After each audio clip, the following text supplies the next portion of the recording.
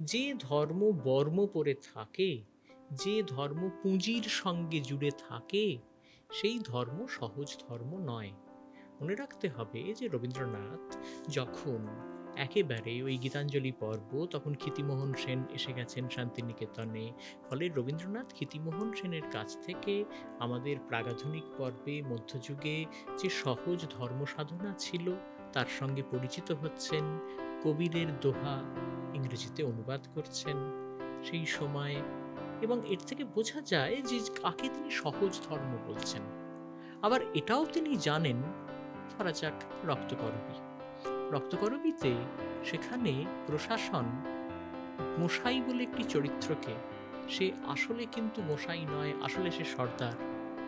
গোঁসাই সেজে সে ধর্ম দিয়ে, একেবারে বর্ম পরা ধর্ম দিয়ে, কায়েমি ধর্ম দিয়ে সেই লোকের মনে কিভাবে স্থিতাবস্থা বজায় রাখা উচিত সেই ভয় ঢুকিয়ে দিচ্ছে।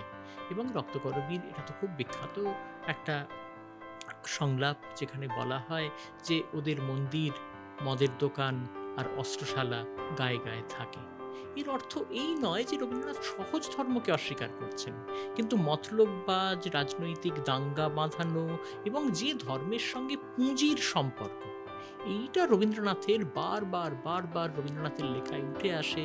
এবং রবীন্দ্রনাথ ওই আমাদের প্রাগাধুনিক পর্বের সহজ ধর্ম থেকে এই উদাহরণ দেন যে যেখানে ধর্ম পুঁজির দ্বারা তাড়িত এবং চালিত, সেখানে তিনি সেই ধর্মকে কিছুতেই মেনে নিতে পারেন না। তিনি বলেন যে দেবতা তার হাতে পায়ে ধুলা লেগেছে, তিনি বলেন যে ওই মন্দিরে দেবতা নাই।